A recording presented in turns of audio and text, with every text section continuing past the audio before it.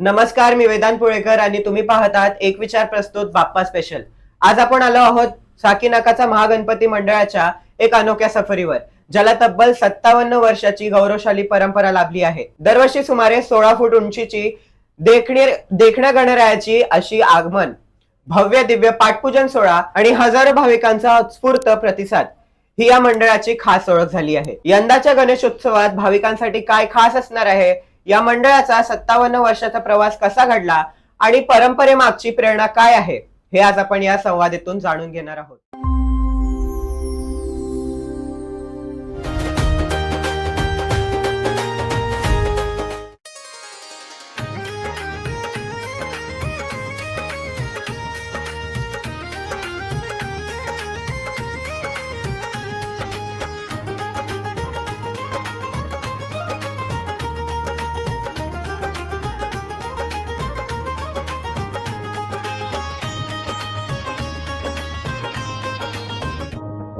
बाप्पाची आवड आहे ना माझी लहानपणीपासून आहे.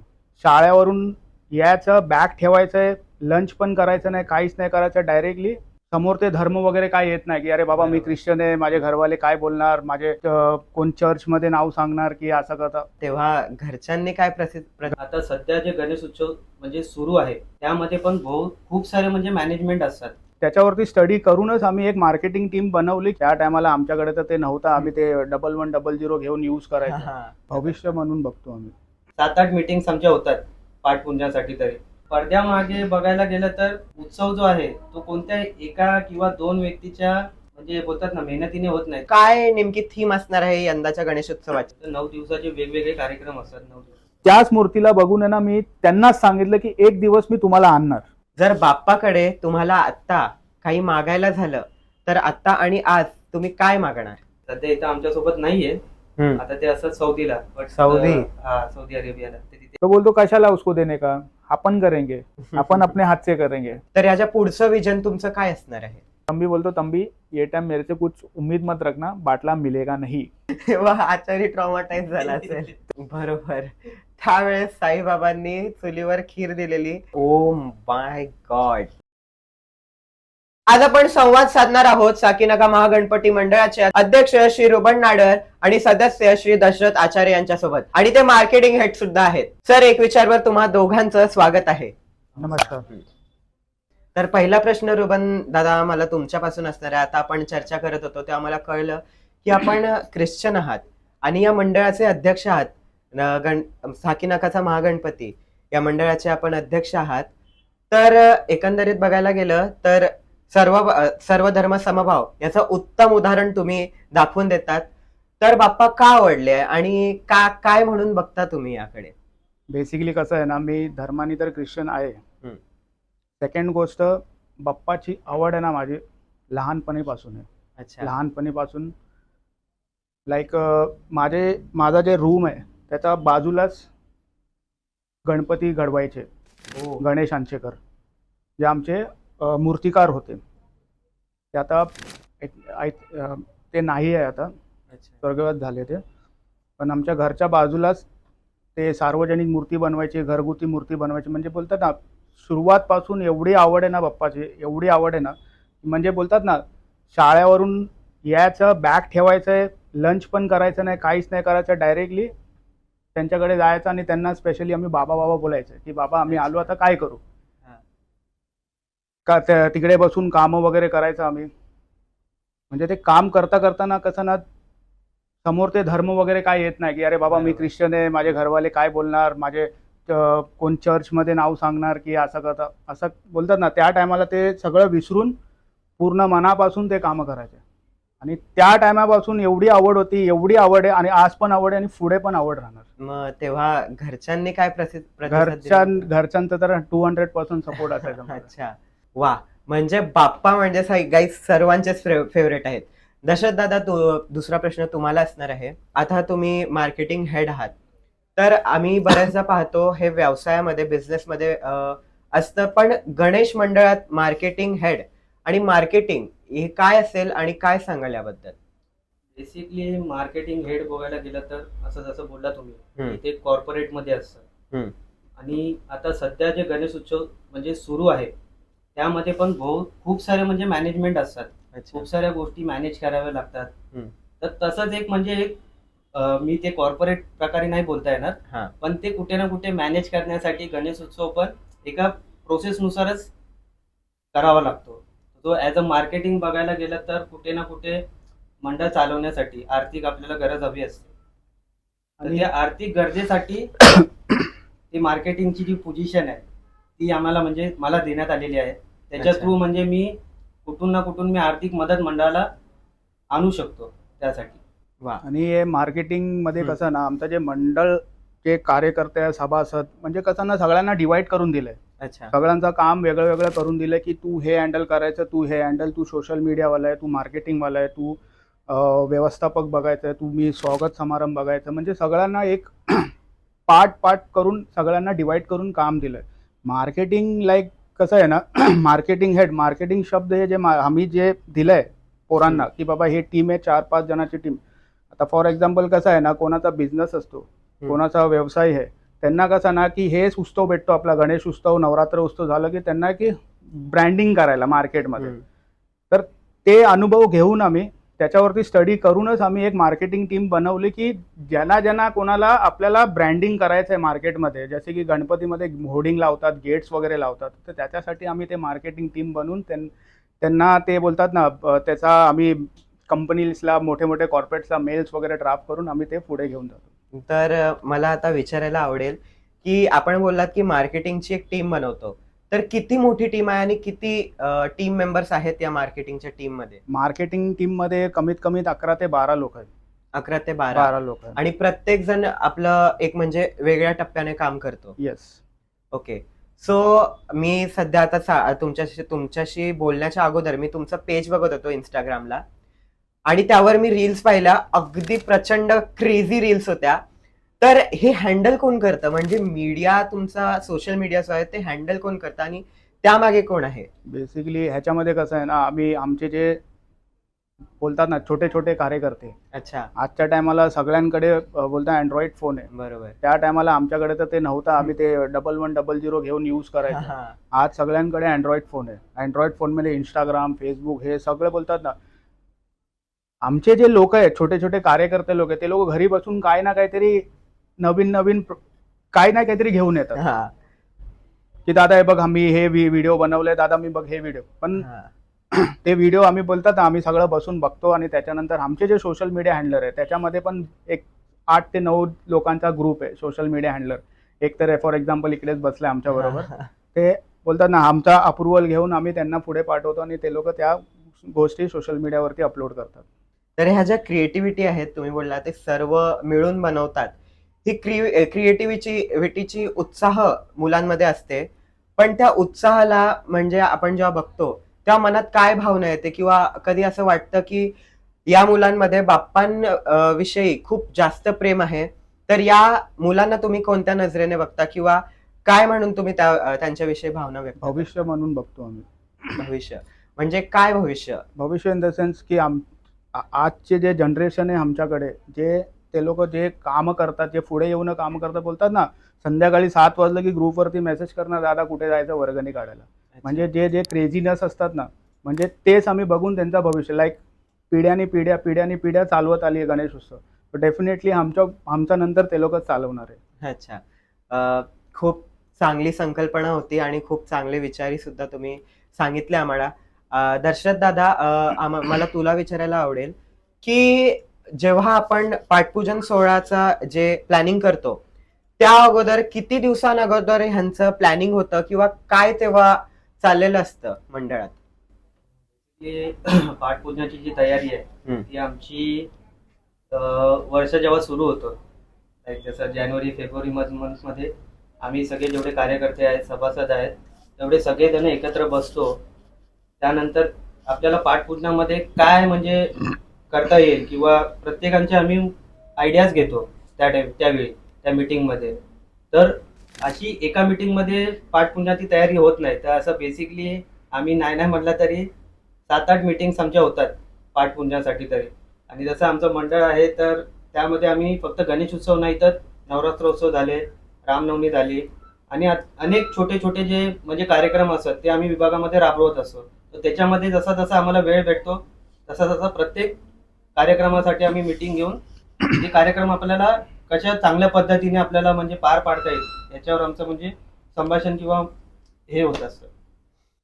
तर दादा काय आहे, आत्ताच्या काळात लोकांना भव्य दिव्य असे सोहळे दिसतात, पण त्याच्या पडद्यामागे किती मेहनत असते हे आज कोणाला दिसत नाही. तर तुमचा असा एखादा अनुभव सांगा जो तुम्हाला आजही आठवतो. अनुभव असे तर भरपूर आहेत, कारण मी गेल्या 5-6 वर्षापासून मंडळामध्ये खूप साऱ्या गोष्टी म्हणजे बघतो. तर माझी सुरुवात सुद्धा एक म्हणजे कार्यकर्ता म्हणूनच झाली होती हो. मंडळामध्ये. हा. तर पडद्यामागे बघायला गेलं तर उत्सव जो आहे तो कोणत्या एका किंवा 2 व्यक्तीच्या म्हणजे बोलतात ना मेहनतीने होत नाही. त्याच्यामागे भरपूर जणांची मेहनत असते. अच्छा. आणि ती मेहनत म्हणजे बोलायला गेलं तर आता जसं गणेश उत्सवाचंच आपण उदाहरण घेतलं की आता मला एक गोष्ट ती आठवते, कारण मी एक पॉडकास्टमध्ये ती गोष्ट बघितली होती, ऐकली होती. की एक सुंदर असं म्हणजे त्यांनी याच्या मागे उत्तर दिलं होतं की गणेश उत्सव जेव्हा गणपती आपण मूर्ती घडवतो, जे घडवणारे इथे जे येतात म्हणजे जे कार्यशाळा असते किंवा काही, ते इतर राज्यातून लोक इथे येतात. हा. 4-4, 5-5 महिने ते इथे आपल्या घरांपेक्षा दूर राहतात, फॅमिलीपेक्षा लांब राहतात. दिवस रात्र इथं ते बाप्पाची मूर्ती घडवण्यासाठी ते लोक झटपट करत असतात. त्यांच्याकडे म्हणजे बघायला गेलं तर त्यांच्याकडे तो प्रकाश पडत नाही. हा. गणेश मूर्ती घडवण्यासाठी पण त्यांची सुद्धा मेहनत आहे. जेवढे आपण आता एवढे मोठमोठे आगमन सोहळे करतो किंवा विविध सोहळे करतो, पण त्याच्या मागे भरपूर जणांची अशी म्हणजे बोलतात ना प्रोसेस वाईज मेहनत खूप जणांची आहे. तर ती एक पडद्याआड लपलेलीच असते. पण ती बोलतात ना दिसो या ना दिसो, ती बाप्पाला श्रद्धा असेल, बाप्पाला दिसते. बाप्पापर्यंत ती मेहनत जरूर पोहोचते. तर रुबन दादा, तुम्हाला मी प्रश्न विचारेन आणि हा खास एकदम सस्पेन्स असणार आहे आपल्या प्रेक्षकांसाठी.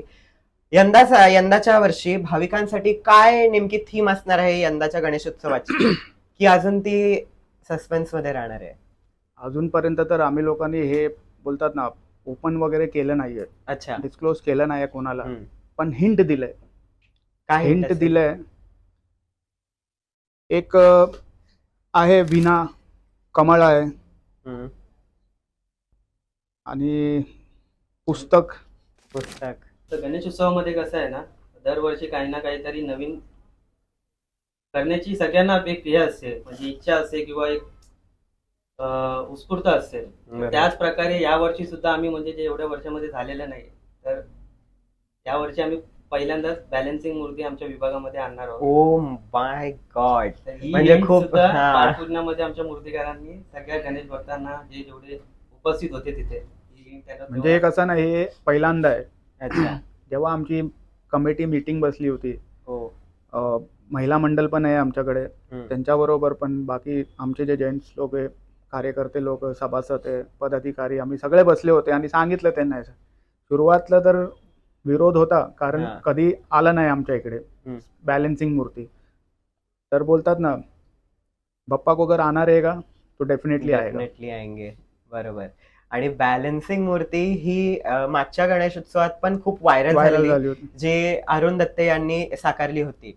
मित्रांनो, हिंट तर दिली आहे. जर तुम्हाला कळलं असेल की कोणती मूर्ती आहे, कमेंट्स मध्ये आम्हाला नक्की सांगा. रोहन दादा, तुम्हाला मला प्रश्न विचारायला आवडेल की या मंडळाला साकीनाकाचा महागणपती 57 वर्ष झाली आणि तेव्हाचा गणपती आणि आताचा गणपती खूप अंतर जाणवेल. तर तुम्हाला तेव्हाच्या गणपतीत आणि आताच्या गणपतीत काय फरक वाटतो आणि काय सांगाल याबद्दल? जेव्हा हे मंडळ गणेश उत्सवची स्थापना झाली होती आमच्या इकडे 1969ला, जेव्हा जे आमचे वरिष्ठ लोक होते, सिनियर लोक होते, काही लोक आहे काही लोक नाही आहे, अच्छा. पण ज्या टायमाला आम्ही लोकांनी इन्व्हॉल्वमेंट केली, पण डेफिनेटली जेव्हा आम्ही लोकांनी इन्व्हॉल्वमेंट घेतली तर डेफिनेटली आम्हाला पण माहिती पडायला पाहिजे की बा प्रिव्हियसली कसा होता, अच्छा. कसे तुम्ही लोक करायचे आणि आगमन कसं व्हायचं, विसर्जन कसं व्हायचं, मूर्ती कुठून आणायची. तर हे सगळं ना आम्ही एक बोलतात ना त्यांच्याबरोबर चर्चा करायचं की बाबा तुमच्या काळात आगमन व्हायचं कसं, विसर्जन कसं व्हायचं, पारंपरिक कार्यक्रम कसा व्हायचा. म्हणजे ते लोक आम्हाला स्टेप बाय स्टेप सांगायचे. म्हणजे त्या टायमाला की एवढा जोश जल्लोष नव्हताच. पहिली गोष्ट तर जेव्हा आम्ही लहान होतो तेव्हा आम्हाला माहिती पण नाही पडायची की या मंडपात गणपती कधी बसली. म्हणजे सकाळी येऊन बघितलं तर मंडप खाली आहे पण दुसऱ्या दिवशी ज्या दिवशी गणेश ज्या दिवशी आपल्या स्थापनाच्या दिवशी असले तर ते बघितलं तर गणपती बसलाय. म्हणजे एक सस्पेन्स व्हायचा त्या टायमाला. आगमनचं तर क्रेज आत्ता आलंय, पहिला तर सगळं सस्पेन्स व्हायचं. तर तसं आमचे जे वरिष्ठ लोक आहे आम्हाला सांगायचे की आम्ही रात्री जसं मी स्टार्टिंगमध्ये सांगितलं की माझे जे घर आहे त्याच्या बाजूलाच गणपती बनवायचे. अच्छा. म्हणजे तिकडे 7-8 सार्वजनिक गणपती बनवायचे. लास्ट 5 ते 6 फूट, म्हणजे ज्यांची जे घरची हाईट आहे त्याच्या हिशोबाने ते गणपती बनवायचे. चांदिवलीच्या इकडे पाईपलाईन, साकीनाका पाईपलाईन इकडे भरपूर 6 ते 7 गणपती सार्वजनिक जायचे. तर ते बघून बोलतात ना, पुढे येऊन जसं बरोबर. आम्हाला हँडओव्हर झाली, सिस्टम चेंज झाले, नवीन पोरं जुडले, यंग जनरेशन, नवीन थॉट, नवीन विचार, हे सगळं करून आज या मंडळाला एवढं चेंजेस आलंय आणि चेंजेस करत आलोय. तुम्ही मगाशी म्हणालात की तुमच्या मंडळात महिला मंडळ सुद्धा आहेत, हो. तर त्यांचा यामध्ये काय रोल आहे? महिला मंडळ लाईक जसे की दशरथनी सांगितलं की आम्ही वर्षाने 3 कार्यक्रम करतो. एक तर सुरुवात आमची होती रामनवमीपासून. रामनवमी, गणेशोत्सव आणि नवरात्र उत्सव. हे तिन्ही कार्यक्रम तर आम्ही करतोयच, पण त्याच्या नंतर पण आम्ही महिलांसाठी काही ना काही कार्यक्रम ठेवतो. तर ते महिलांसाठी जेव्हा आम्ही कार्यक्रम आयोजित करायचं या किंवा ऑर्गनाईज करायचं किंवा विचार करायचा, तर त्या टायमाला कसं ना आम्हाला महिला लोकांची सपोर्ट पाहिजे होती. हो. ते शेवटी ते महिला लोकांचा कार्यक्रम आहे. हा. तर त्याच्या पाठीमागे आम्ही काय केलं ना की एक टीम बनवली महिला लोकांसाठी. एक आमच्या ग्रुप आता लेडीज लोक कमीत कमी 80-90 असणार. बापरे. हा. ते म्हणजे बोलतात ना, तुमचे कार्यक्रम आहे, तुम्ही डिसाईड करा कसं करायचं, काय करायचं, फायनल अप्रुव्हल आम्हाला द्या, आम्ही फायनल अप्रुव्हल द्या, त्याच्यानंतर तुम्ही शोधा. जसं त्यांचा हल्दी कुंकू वगैरे झालं. अच्छा. काही लेडीज कार्यक्रम असणार. नवरात्रीमध्ये आम्ही 9 दिवस खेळ ठेवतो, पोरांसाठी, महिलांसाठी. हो. तर त्याच्यामध्ये जे काय मॅनेजमेंट असणार ते सगळं ते लोकच बघतात. तर त्याच्यासाठी आम्ही हे महिला मंडळ पण स्थापना केली. म्हणजे मंडळात महिलांना सुद्धा संधी देण्यात आली आहे. दशरथ दादा, पुढचा प्रश्न मी तुम्हाला विचारेन की एकंदरीत काय सांस्कृतिक उत्सव आपल्या मंडळात साजरे केले जातात? सांस्कृतिक असं बघायला गेलं तर भरपूर सारे असे, म्हणजे आम्ही 9 दिवसाचा आमच्या इथे गणपती बसतो उत्सवामध्ये. तर 9 दिवसाचे वेगवेगळे कार्यक्रम असतात. 9 दिवस त्यामध्ये आपलं जसं पहिल्या दिवशी तर स्थापना असते, नंतर 56 भोगचा कार्यक्रम असतो. हो. त्यानंतर लहान पोरांसाठी चित्रकला स्पर्धा, निबंध स्पर्धा, आणि आपल्या जे विभागामध्ये लहान लहान पोरी आहेत किंवा त्यांच्यासाठी रांगोळी स्पर्धा. तर असे विविध कार्यक्रम आम्ही म्हणजे उत्सवामध्ये राबवत असतो. मग ते गणेश उत्सव असू दे, नवरात्र उत्सव असू दे किंवा रामनवमी असू दे. त्याच्यामध्ये त्या कार्यक्रमामध्ये आम्ही सुरुवातमध्ये ना एक मोदक स्पर्धा ठेवतो. मोदक स्पर्धा काय असतं? ह्या मोदक स्पर्धेमध्ये ना आमचे जेवढे महिला मंडळ आहे ना, आम्ही सगळ्यांना सांगतो की एका घरातून कमीत कमीत 11 मोदक यायला पाहिजे. 11च का? एक नॉर्मली असं काय हे नाही की इंटेन्शन नाही की 11, मग मिनिमम एक 11-11 मोदक सगळ्यांच्या घरातून यायला पाहिजे. त्या मोदक टेस्ट करून त्यांच्यासाठी काहीतरी सरप्राईज गिफ्ट. ओके. आणि त्यामध्ये आमच्या पोरांची पण मजा असते. सर्व घरातून एवढे मोदक येतात, कुठे ना कुठे संपवायची जबाबदारी पण आहे. ते काय आहे ना, कसं वर्षांनी एकदा खायला भेटतो. बरोबर. रोज कोण बनवत नाही, तर वर्षांनी एकदा ते बोलतात ना 9 दिवस तर आमचा क्रेझीनेस. त्याच्यानंतर भजन वगैरे असतो. लास्ट इयर आम्ही ते सांस्कृतिक नृत्य ठेवलं होतं. अच्छा. तर त्याचा पण चांगला प्रतिसाद भेटला होता. सगळे महिला मंडळ वगैरे भरपूर त्या लोकांनी त्यांना पण सपोर्ट केला. पोलिसांचा सत्कार करतो आम्ही त्या काळात. मोदकचं ऐकून तर मला ते एकच भावना येते की आम्ही पण आमच्या टीम सोबत मोदक खायला येणार यंदा. डेफिनेटली. तर दादा, आपल्या इकडे काय धमाल असते विसर्जनाच्या वेळी आणि आगमनाच्या वेळी? आगमनाच्या वेळी तर आता आम्ही सध्या गेल्या 3-4 वर्षापासून म्हणजे गणपतीचं आगमन करतोय. त्याच्या अगोदर आम्ही आगमन केलं होतं ते जेव्हा आमचं मंडळाचं 50वं वर्ष होतं तेव्हा 2019 मध्ये. तर त्यामध्ये आम्ही आमचा एवढा प्रयत्न असतो की जेवढे आपले म्हणजे मंडळामध्ये कार्यकर्ते आहेत किंवा जेवढे पण लोक आहेत त्यांना एवढ्या दिवसाची जी मेहनत आहे त्याच्यामध्ये कुठं ना कुठं त्या सोहळ्यामध्ये आनंद घेता यावा यासाठी, म्हणजे आता जसं पुणेरी वाद्य असतं, परत आपले बीट्स झाले, नंतर मग आपले ढोल लेझिम वगैरे, असे म्हणजे सांस्कृतिक पद्धतीने आम्ही बाप्पांचं आगमन आमच्या विभागामध्ये करतो. आताच्या वेळेस काय झालंय की बाप्पा हा स्पर्धेचा विषय बनलेला आहे. अनेक मंडळ आहेत जे बाप्पाला स्पर्धेच्या सारखं बघतात. तर तुम्ही आपल्या मंडळाला म्हणजे त्यांच्यापासून कसं वेगळं जाणवता? याच्यासाठी माझ्याकडे एक सुंदर उत्तर आहे.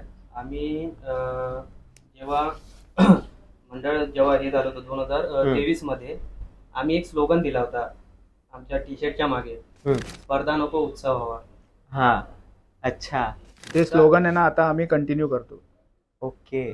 मार्केटमध्ये जसं तुम्ही सांगितलं ना, मार्केटमध्ये रिअली कॉम्पिटिशन झालं. कॉम्पिटिशन चाललंय, बरोबर. ह्यांनी 10 फुटाचा आणलं तर मी 15 फुटाचा आणणार. पण मी तर सगळ्यांना रिक्वेस्ट करणार की हे आपला सांस्कृतिक कार्यक्रम आहे, ह्याला जपा, पुढे घेऊन जावा, संपायला बोलतात ना देऊ नका, कॉम्पिटिशन करूच नका. माझं तर हेच म्हणणं आहे. मित्रांनो, माझं पण एकच म्हणणं असेल की बाप्पा हा एका स्पर्धेचा विषय नाही, तो सर्वांच्या श्रद्धेचा भाव आहे, सर्वांच्या श्रद्धेचा विषय आहे. तुमच्या रुबान दादा, तुम्हाला माझा प्रश्न असेल पुढे की इतक्या वर्षात असा एखादा अनुभव आलाय का की असं वाटलं की बाप्पा आपल्या पाठीशी आहेत, बाप्पा आपल्याशी बोलतायत, असं कधी जाणवलं का? बेसिकली कसं आहे ना, आमचा जे गणपती आहे ना, नवसाला पावणारा गणपती आहे. अच्छा, आणि ते अनुभव मी स्वतः घेतले. काय अनुभव होता म्हणजे? आता मी सांगू नाही शकत, ते फॅमिली आहे, ओके, बोलता ना थोडासा पर्सनल आहे, ओके, पण ते मी सांगू नाही शकत. पण डेफिनेटली ते बोलतात ना, आपण जे नवस करतो हा, ते घडलंय माझ्या बरोबर. पण अजून एक किस्सा आहे, ते थोडा इंटरेस्टिंग आहे आणि चांगला आहे. बेसिकली कसं ना, पहिले जे आमचे जे वरिष्ठ लोक आहे ते लोक गणपती बसवायचे. तर त्या टायमाला कसं एक 5, 6, 7 फुटाची गणपती आणायची आमच्या एरियामध्ये. म्हणजे तेवढीच कॅपॅसिटी होती, जे मंडप होता तेवढीच कॅपॅसिटी, एवढी मोठी जागा नव्हती. तर ते त्या टायमाला कसं ना, आम्ही एक आमचा मनात विचार होता की बाबा कमीत कमी एक 8-9 फुटाची तर गणपती बसायला पाहिजे, कारण सार्वजनिक आहे तर एवढी हाईटची तर मूर्ती आपल्याला पाहिजे. पण कसं ते सोसायटी मेंबरनी नाही, एवढा कशाला मोठा, अडचण होणार, आगमनला त्रास होणार, आतमध्ये जायला त्रास होणार, असं तसं करून त्या गोष्टीला ते लोकांनी कट केलं. तर त्या टायमाला कुठे ना तरी मनात लागलं मला की यार असं नाही व्हायला पाहिजे. तर एक बोलतात ना, मी बोललो ठीक आहे, तुम्ही तुमचा बुक करा, मी हाय साईडला इकडे उभा आहे. तर साईडला जाऊन हात फोल्ड करून असं थांबलो मी, आणि लिटरली बोलतात ना, आतून एक इमोशनल फील झाला की असं नाही व्हायला पाहिजे. तर असं त्यांना बघत बघत असंच मी पाठीमागे बघितलं, तर माझ्या पाठीमागे एकदम भव्य मूर्ती होता.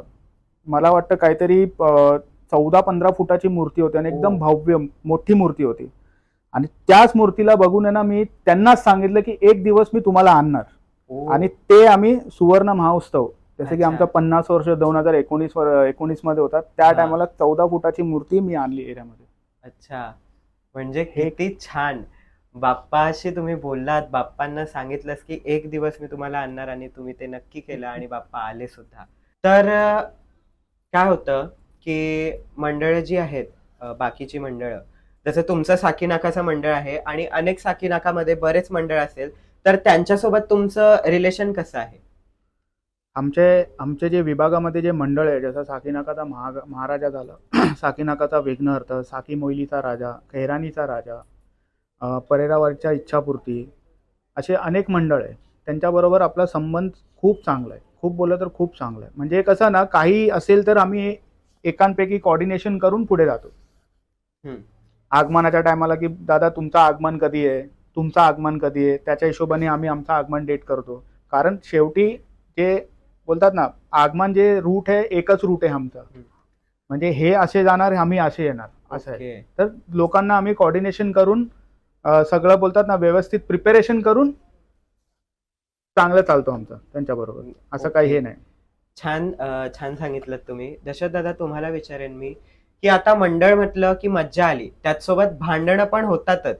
तर यावेळी तुम्ही काय करता, आणि असं कधी झालंय का खरंच? म्हणजे भरपूर भांडण असं तर आमच्या याच्यामध्ये तरी नाही झालं, कारण जेवढे किंवा आगमन सोहळा असू दे, विसर्जन सोहळा असू दे, आपले जे कार्यकर्ते असतात म्हणजे सगळेजण आपल्या उत्साहामध्ये असतातच. म्हणजे बोलतात ना, एक आपला ढोल वाजला किंवा हे झालं, त्याच्यामध्ये नाचण्यामध्ये किंवा याच्यामध्ये थोडाफार कुठे ना कुठे जल्लोषात असतात पोरं. पण आम्ही असं तरी कधी होऊन देत नाही, कारण कार्यकर्त्यांची आमची टीम असते, सोबत. अच्छा. ती म्हणजे हे सगळे बघण्यासाठी आम्ही कार्यकर्ते आम्ही उभे ठेवतोच, की कुठेही म्हणजे असं कोणाला धक्काबुक्की लागता कामा नये. आपला उत्सव आहे, आपण चांगल्या प्रकारे चांगल्या पद्धतीने पार पाडता यावा याच्याकडेच आमचं लक्ष असतं जास्त. दादा, आता पर्यावरणपूरक आणि पीओपीच्या मूर्त्यांची चर्चा सुरू आहे, तर यावर तुमचं काय मत आहे? म्हणजे तुम्ही कोणती मूर्ती प्रेफर कराल? आता तुम्ही हे जो प्रश्न विचारला त्याच्यावर ऍक्च्युली लास्ट इयर पासून कोर्टामध्ये सुद्धा या विषयावर म्हणजे चर्चा चालू आहे, पीओपीच्या अच्छा. विषयावर. हा. आणि स्वतः आमचे अध्यक्ष आपले अखिल सार्वजनिक समितीचे हम्म. मुंबई उपनगराचे उपाध्यक्ष आहेत. हम्म. तर या गोष्टीवर आम्ही आता हार्डली एक हप्त्या अगोदरच आम्ही परेलमध्ये म्हणजे आमची मीटिंग झाली होती तेव्हा तिथे या मुद्द्यावर पण चर्चा झालेली आहे.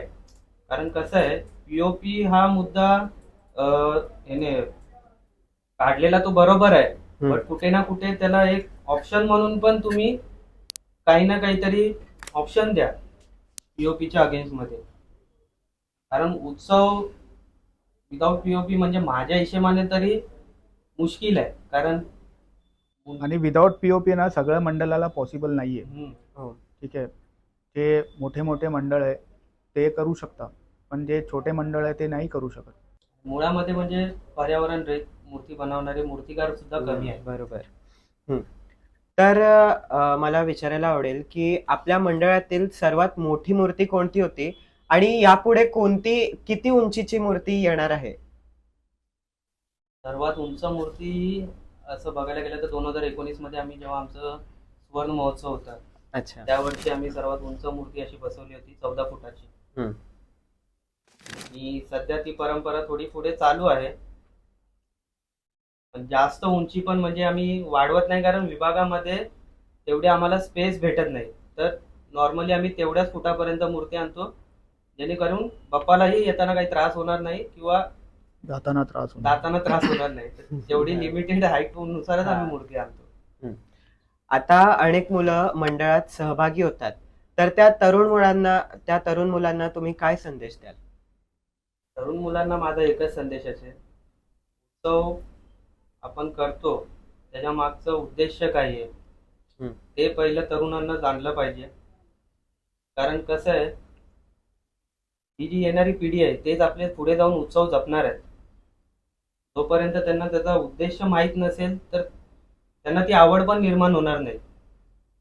माझं एक असं म्हणजे म्हणणं आहे तरुण पिढीला, की आपले उत्सव जे आहेत त्याच्या मागचे पहिलं उद्देश जाणणे खूप गरजेचं आहे. म्हणजे पहिली गोष्ट तरी त्यानंतरच जाऊन त्याच्यामध्ये तुम्हाला कुठे ना कुठे आवड निर्माण होणार.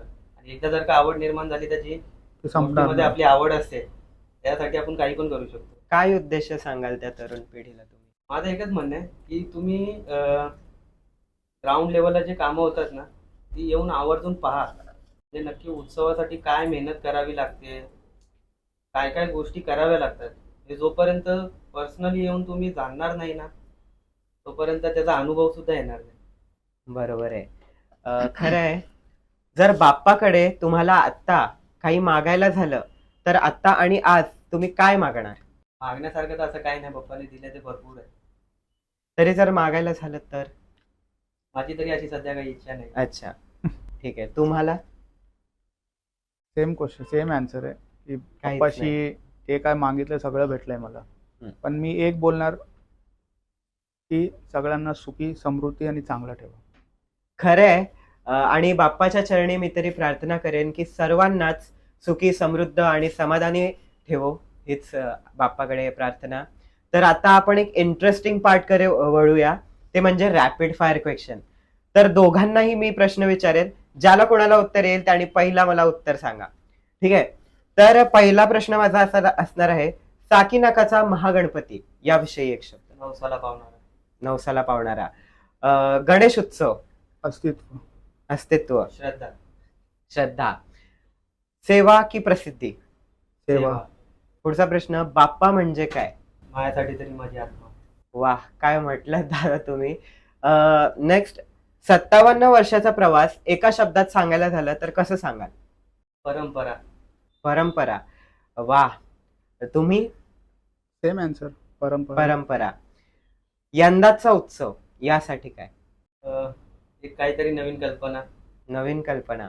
नवीन कल्पना तर आता मित्रांनो ही सस्पेन्सच राहणार आहे. ते तुम्ही डायरेक्टली साकीनाकाचा महागणपती या मंडळाला भेट देऊन तुम्ही पाहूच शकता की काय संकल्पना आहे आणि काय बाप्पाचा यावर्षीचा थीम असणार आहे. आता आपण बोलताना म्हटलं पाटपूजनच्या वेळी मूर्तिकारांविषयी बोललो, तर आम्हाला मूर्तिकारांचं नाव ऐकायला आवडेल आणि त्यामागे याच्या अगोदर मूर्ती कशा घडल्या आणि काय मूर्तिकार कोण होते याविषयी सुद्धा आम्हाला आता जे लेटेस्ट हालीमध्ये जे हम्म. आमच्या मूर्तिकारांचं नाव आहे विशाल रांजणकर, असं. आणि ह्याच्या अगोदर जे मूर्तिकारांचं नाव होतं स्वर्गवासी गणेश आंचेकर. अच्छा. तर सुरुवाती 1969 ते टिल 2019 पर्यंत आम्ही गणेश आंचेकर कडूनच आम्ही मूर्ती घ्यायची. म्हणजे कसं ना, त्यांचा तर निदान त्याच्या अगोदरच झाला होता, पण त्यांचे सुपुत्र सोमा आंचेकर आणि दिनेश आंचेकर हे लोक ते बोलतात ना, पारंपरिक त्यांचं काम स्टार्ट होता ते. मग आम्ही त्या टायमाला त्यांच्याकडून मूर्ती घ्यायची. मग 2019ला जेव्हा 50वं वर्ष होता, सुवर्ण महोत्सव वर्ष, तेव्हा आम्ही मूर्तिकार चेंज केली होती. पण मूर्तिकार जेव्हा आम्ही चेंज केलं होतं, सगळ्यांशी मीटिंग करून, इव्हन त्यांच्या घरच्यांना पण बोलून संवाद करून आम्ही ते मूर्तिकार चेंज करून विलास आर्ट्स, घाटकोपरमध्ये एक विलास आर्ट्स करून आहे, रोहन दादा, त्यांच्याकडून आम्ही ते मूर्ती बोलतात ना बनवून घडून घेतली होती आम्ही 2019 मध्ये. त्याच्यानंतर 2020-21 मध्ये तर कोविडचा काळ. मग 2022 पासून आम्ही विशाल रांजणकर करून मूर्तिकार आम्हाला भेटले. ते खूप चांगलं मूर्तिकार आहे, खूप चांगलं मूर्तिकार आहे. मग त्यांच्याकडून आम्ही आता कंटिन्यू करतोय. ओके. सो मित्रांनो, आपल्याला मूर्तिकारांविषयी सुद्धा जाणायला भेटलं. दशरथ दादा, मला एक प्रश्न हायलाइट करायचा वाटतो की आता काय आहे, आगमनाच्या वेळेस आणि विसर्जनाच्या वेळेस अनेक मंडळे जी आहेत ते अश्लील गाणे लावतात, तर यावर तुमचं काय मत आहे? माझं असंच मत आहे की आपण उत्सव करतोय की आपण आपला परंपरा जपण्यासाठी करतोय. हा. तर त्यामध्ये माझं तरी असं म्हणणं आहे की ही अशी जी गाणी असतात, कृपया करून तुम्ही तरी म्हणजे नका वाजू. आपली भरपूर अशी गणपतीची गाणी आहेत ज्याच्यावर आपण म्हणजे बोलतात ना, समोरच्याला आपण फोर्स नाही करणार तरी स्वतः नाचू शकतो उत्साहाने. तर अशी गाणी वाजवा ज्याच्यामध्ये बोलतात ना, हे सगळी म्हणजे अश्लील गाणी तरी नका वाजू. माझं असं ह्याचं ना एक उदाहरण देतो मी तुम्हाला. नक्की. आमची जसे की दशरथनी सांगितलं की मी उपनगरमध्ये उपाध्यक्षाचा माझा रोल आहे, हा. अखिल समिती सार्वजनिक गणेश उत्सव मंडळाचा. तर युजली आमची एक मीटिंग होती, म्हणजे महाराष्ट्राचे अध्यक्ष, सेक्रेटरी, सचिव वगैरे सगळे आले होते. तर त्या टायमाला असं बोलता डीजेचा विषय निघाला की बाबा डीजेचा काय, आय मीन डीजेचा आपल्याला परमिशन का नाही भेटत, साऊंड लावायला परमिशन का भेटत नाही, बाकी लोकांना परमिशन भेटतो पण आपल्या गणेश उत्सवाला का नाही परमिशन भेटतो. तर आमचा जे अध्यक्ष ना, त्यांनी एकच आम्हाला आन्सर केलं होतं, कारण त्यांचा चर्चा आपले जे मुख्यमंत्री आहे त्यांच्याबरोबर झाली होती. आमचे जे मुख्यमंत्री आहे मुख्यमंत्रीने आमच्या अध्यक्षाला सांगितलं की मी तुला सगळ्यांना डीजेच्या परमिशन देणार, पण ते डीजे मध्ये बाप्पाचा गाणं लावणार फक्त तुम्ही. हा. अगर तुम्ही असं करतात तर मी तुम्हाला डीजेचा परमिशन देतो. ओके. नाही, खरं बोलताय तुम्ही. आणि माझं तर थेट सांगणंच आहे, आणि मला तर असं वाटतं की हा थेट नियमच झाला पाहिजे की डीजे वर गाणी वाजवायची असतील किंवा धिंगाणा घालायचा असेल तर बाप्पाची गाणी लागतील तरच परवानगी भेटली पाहिजे, याशिवाय परवानगी दिलीच नाही पाहिजे. तर दादा, पुढचा प्रश्न असा असेल की आपण यशस्वीरित्या खूप उत्सव पार पाडली, तर याच्या पुढचं विजन तुमचं काय असणार आहे? त्याचा पुढचं विजन असं आहे की मंडळातर्फे आर्थिक मदत लोकांना, लाईक जे छोटे छोटे शाळे आहेत त्यांना बोलतात ना, जे शाळेमध्ये विद्यार्थी जातात त्यांना पुस्तक भेटत नाही किंवा बॅग भेटत नाही, तर ते आमचा विजन चालू आहे. ओके. आणि सगळ्यात मोठा विजन आहे की मंडळातर्फे एक ॲम्ब्युलन्स सोडायची. हो, म्हणजे हे तुम्ही आमचा विजन चालू आहे. समाजकार्य सुद्धा करणार. यस, हे आमचा प्रायर विजन चालू आहे आणि हे लवकरात लवकर बोलतात ना, टाइम सांगणार नाही पण लवकरात लवकर करणार आम्ही. त्यानुसार आम्ही म्हणजे समाजासाठी काहीतरी करता यावं यासाठी आम्ही भरपूर सारे असे म्हणजे उपक्रम राबवतो. जसे आपले रक्तदान शिबिर झाली किंवा डोळ्यांची तपासणी, विविध असे म्हणजे लोकांसाठी काय ना काही करतच असतो आम्ही. असं नाही की मंडळ बनवलंय फक्त गणेश उत्सव, नवरात्र उत्सव, रामनवमी उत्सव असं काहीच नाहीये. आम्ही पूर्ण बोलतात ना, वर्षाचे 12 महिने 365 डेज आम्ही ऍक्टिव्ह असतो. आणि ते 365 डेज मध्ये आम्ही लोकांना काही ना काही करत असतो. म्हणजे बोलतात ना, वर्गणी आम्ही त्यांच्याशी घेतो, तर ते वर्गणी जे आम्हाला देतात तर त्याच्याबद्दल पण आपला एक मंडळाचा काम आहे की त्या वर्गणीबद्दल पण आपण काहीतरी त्यांना देऊ. हा बर. काही लोक असे आहे की बोलतात ना, त्यांचे ते लोक मेडिकल जे औषध वगैरे असतात हे असतात ते घेऊ नाही शकत, त्यांच्यासाठी मंडळ उभं आहे. ते मंडळ रेडी आहे करायला. आणि जसं की दशरथनी सांगितलं की आम्ही दरवर्षी वर्षांनी 3 ते 4दा मेडिकल कॅम्प असतो आमच्या लोकांसाठी. फ्री औषध, अच्छा. डॉक्टर चांगला असतो. त्याच्यानंतर आय चेकअप असतो, ECG चेकअप असतो. ब्लड कॅम्प तर आम्ही बोलतात ना वर्षांनी दरवर्षी आमचा नवरात्री, गणपती, रामनवमी असं चालूच असतो आमचा. वा, तुमच्या या विचारांना आमचा सलाम आहे आणि पुढे शुभेच्छाही आहेत. आणि दादा, बाप्पा हे शिस्तीचं प्रतीक असतात, तर तुमच्या मंडळात मुलं शिस्त पाळतात का? ही तरुण पिढी शिस्तीत राहते का? जसं बोलला तुम्ही, शिस्त पाळतात का? हा. तर आता आपला जो उत्सव होतो, हम्म. उत्सव होताना कुठे ना कुठे आपण म्हणजे परिसरामध्ये काही ना काहीतरी थोडाफार म्हणजे बोलतात ना कचरा होणे किंवा काय होणे, कचरा, उत्सवामध्ये हा. ती गोष्ट होते. होते. आता आमचा स्पेशली आमचा स्वतःचा मंडळाचा अनुभव आहे. आम्ही आमच्या विभागामध्ये कुठेही काही झालं उत्सवानंतर तर आम्ही ते फक्त तसंच ठेवून देत नाही. ठेवून देत नाही. आपले म्हणजे विभागातले जेवढे पण कार्यकर्ते आहेत, लहान पोरं असू द्या किंवा थोडेफार मोठी पोरं असू द्या, सगळे ते मिळून विभाग पूर्ण स्वच्छ कसा करता येईल लवकरात लवकर त्याच्यावर ध्यान देतो. आणि हा आता किस्सा पाटपूजनामध्ये सुद्धा झाला होता. कारण अच्छा. पाटपूजन आपलं साकीनाका विभागामध्ये भव्य दिव्य असं एकमेव पाटपूजन आपलं पाटपूजन. साकीनाकाच्या महागणपतीचं होतं. हम्म. त्याच्यामध्ये म्हणजे बोलतात ना ते आपलं याने उडवतात ना, काय बोलतात C2 मशीन, हा, CO2 मशीन. लास्ट, हम्म. तो या टायमाला एवढा भव्य होता ना की त्याच्यामुळे ना पूर्ण विभागामध्ये पूर्ण सगळीकडे तेच झालं हा. होतं. तर ते त्याचा त्रास ना विभागाच्या लोकांना ना व्हावा ना म्हणून जसा आपला उत्सव म्हणजे प्रोग्राम संपला, झाला. कार्यक्रम संपला, त्यानंतर सर्व पोरांनी मिळून तो पूर्ण कचरा एकत्र साफ केला. सगळं म्हणजे जे कचरा पेटी असते तिथे सगळं टाकून सुद्धा आले. म्हणजे पूर्ण जसा पहिला एरिया होता ना कार्यक्रम सुरू व्हायच्या अगोदर, तसं पूर्ण विभागपर्यंत कार्यक्रमानंतर ठेवलं होतं. ती एक शिस्त आहे आपल्या कार्यकर्त्यांमध्ये की कुठेही म्हणजे लोकांना त्रास नाही झाला पाहिजे आपल्या उत्सवामध्ये. आणि हे दोन्ही काम आहे ना, महिला कार्यकर्ता आणि पुरुष कार्यकर्ता दोन्ही दोघं मिळून मिळून करतात. म्हणजे त्याने की ते दुसऱ्या दिवशी जो कचरावाले येतात साफसफाई करायला त्यांना त्रास नको. बरोबर. सेकंड गोष्ट आहे, विभागामध्ये जेवढे पण घर आहे आमचे त्यांना त्रास नको. तर बोलतात ना, कार्यक्रम जसं संपला की आपल्याला वाटलं की बाबा इकडे कचरा आहे, घाण आहे, तर साफ करून घ्या. आपण नाही केलं ते आपली जबाबदारी आहे. उद्या उठून कोणी बोलायला नको आपल्याला की बरोबर. तुम्ही लोकांनी एवढा थाटामाटात कार्यक्रम हा. केला पण एवढूसा सोडला इकडे, हम्म. चांगला नाही वाटत. ते आमचं एक मंडळामध्ये एक खास आहे एकदम. म्हणजे सगळ्यांना आम्ही अगोदरच इन्स्ट्रक्ट करून ठेवतो की काय झालं संपला साफसफाई करून ठेवायचं. आत्ताच आम्ही फ्लॅग हॉस्टिंग करून आलो हम्म. आमच्या विभागामध्ये. तर बोलतात ना लोकांचा लहान लहान पोरांसाठी समोसा वगैरे आम्ही ठेवलं होतं. हो. तर ते पोरं माहिती आहे ना, पोरांना भेटलं खायला, खाल्ले आणि ते हा. कचरा त्यांना कसं कचरा समज टाकून. नाही, टाकले निघाले. तर ते पण आम्ही आता पूर्ण साफसफाई वगैरे करून आलो. ओके. म्हणजे कसं लोक काही बोलायला नको. बोलायला नको.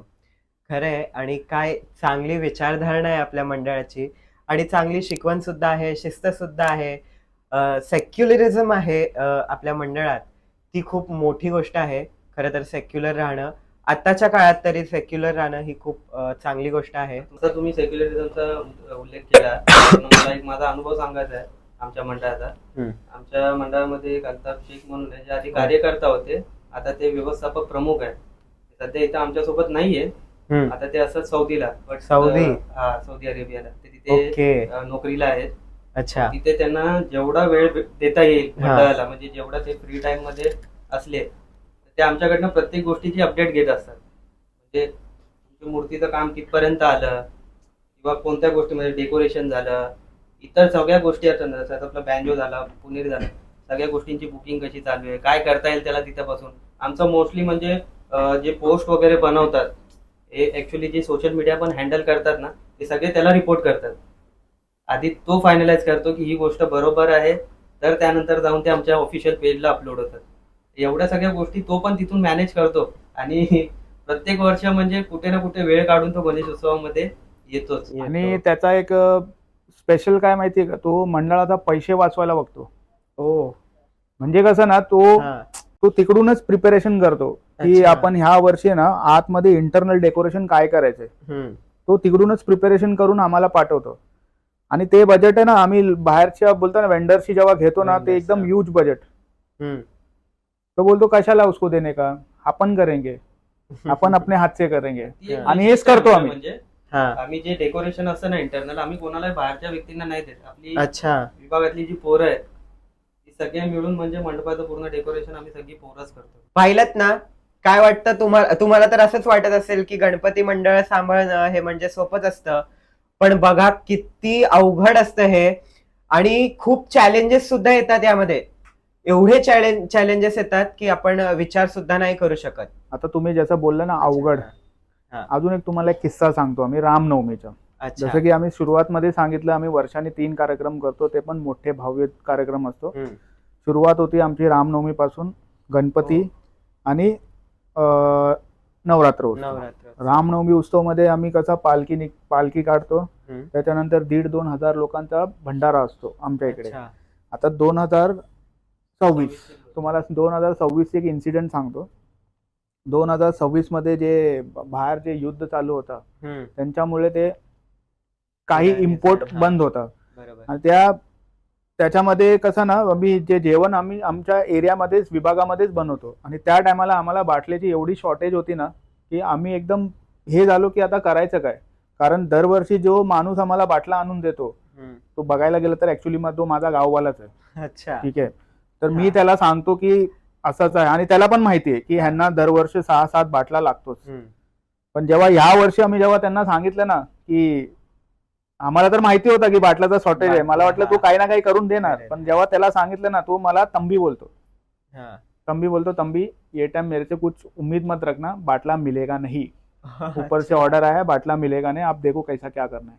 ओके. तो मी बोललो आता पोरांची बसून वगैरे चर्चा वगैरे केली की बाबा बाटला भेटणार नाही, आता करायचं काय. तो जो आचारी होता जेवण बनवणार, त्याला तर एवढंच माहिती होतं की ह्यांच्याकडे बाटला आहे. हम्म. तो पहिला सांगितलं होतं की भाई विदाउट बाटला मी काम नाही करेगा. तर आम्ही बोललो आहे करून शेवटपर्यंत आहेच बोललो.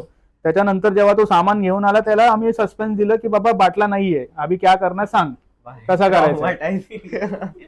तेव्हा आचारी ट्रॉमाटाईज झाला असेल. त्याच्यानंतर तो आचारी बोलतो की अरे यार आप ये सब पहला ही बोलना चाहिए था. मैं बोला हमको कोई सपना नहीं आया था, ये तो गव्हर्नमेंट का टर्म्स है, इसके अगेंस्ट हम जा नहीं सकते. तर जे काय आहे तुला आता मॅनेज करावेच लागणार. तो त्याने डायरेक्टली सांगितलं की भाई इसका एक्स्ट्रा पैसा लगेगा. कारण ते चुलीवरती जेवण बनवणार, त्याचा टोप कालावणार, ते घसायला ते माणूस घसायला. एक्स्ट्रा माणूस बोलतात ना. तर तेच आम्हाला ते मेजर इश्यू होता की या वर्षी आम्ही जेवण बनवणार कसं. तर बोलतात ना, पोरांची जे मेहनत, पोरांची जे समज, बरोबर. पाठीमागे जाऊन लाकडं वगैरे तोडून मेहनत करून, अच्छा. आणि ह्या वर्षी 2026 वरती आम्ही ते भंडारा चुलीवरती जेवण बनवून लोकांना ॲज ए प्रसाद आम्ही डिस्ट्रीब्युट केलं. ऍक्च्युली बोलतात ना, साईबाबांनी जे म्हणजे चुलीवरचं जेवण हा, बनवून लोकांना चुलीवरची दिलं ना, खीर. ते घडलं. हा. आणि ते बघून आमच्या विभागाचे लोकांना एवढा चांगला वाटलं ना, की असं फील झालं की हा आम्ही शिर्डीमध्ये आहे, आणि ते जे त्या टायमाला झालं ते आता घडतोय. बरोबर. त्यावेळेस साईबाबांनी चुलीवर खीर दिलेली, आपण चुलीवरचा जेवण प्रसाद म्हणून लोकांना दिला. शिर्डीचा साक्षात दर्शन झालं असं मला म्हणता येईल. खूप छान तुम्ही ते सांगितलं. बोलतात ना की कुठे जे कोण अडकतो ना संकटामध्ये, ते हाय मार्ग पण असतो, मार्ग द्यायला तो बसलाय तिकडे, आणि विघ्न ते हरता रिझॉल्युशन बाप्पा भेटतो. साहेब. एंड ऑफ द डे ते रिझॉल्युशन भेटतो. भेटतोच. बाप्पाचे खरं तर फॅन आहात तुम्ही म्हटले. नाहीतर खूप. आणि असे जेव्हा प्रॉब्लेम्स येतात तेव्हा बाप्पांना विघ्नहर्ता म्हणतात. तसे तुमचंही विघ्न बाप्पांनी हरले आहेत असं म्हणता येईल. दादा, आमच्या चॅनलचं नाव एक विचार आहे, तर जाता जाता आमच्या प्रेक्षकांना काय तुम्ही एक विचार द्या? एक विचार म्हणजे माझा असाच आहे, आपली संस्कृती जपा. कारण आपण आज जे काही आहोत ते आपल्या संस्कृतीमुळे आहोत. आपल्याला जी शिकवण दिलेली आहे ते आपल्या संस्कृतीने दिलेली आहे. आपली संस्कृती जपलं तर आपलं जीवन एकदम सुखाने, समृद्धीने जाणार. वा, छान विचार मांडलाय तुम्ही. खरंच तुमचं बोलणं खूप इन्स्पायरिंग होतं, खूप भावलं म्हणाला आणि अनेकांना चांगले विचार सुद्धा दिले तुम्ही खरं तर फक्त एक माहिती नाही तर तुमच्या मंडळाची श्रद्धा, त्यातली शिस्त, लोकांना समजवणारी एक सेक्युलॅरिटी ही तुम्ही आम्हाला समजवली आणि तुमच्या पुढच्या वाटचालीसाठी आणि तुमच्या पुढच्या या प्रवासासाठी आतापर्यंत तर 57 वर्ष झाली या मंडळाला. असेच पुढे पण तुम्ही चांगले चांगले उपक्रम राबवा, सामाजिक कामं करा यासाठी आमच्या एक विचार चॅनल कडून तुम्हाला खूप खूप शुभेच्छा. आणि वेळात वेळ काढून तुम्ही साकी नाक्यावरून आमच्या इथे आलात, आमच्या स्टुडिओला भेट दिली त्यासाठी खूप खूप धन्यवाद. मित्रांनो, भेटूयात पुन्हा एकदा पुढच्या एका अशाच इन्स्पायरिंग आणि मोटिवेटिंग बाप्पाच्या या बाप्पा स्पेशल एपिसोडमध्ये. तोपर्यंत गणपती बाप्पा मोरया मंगलमूर्ती मोरया.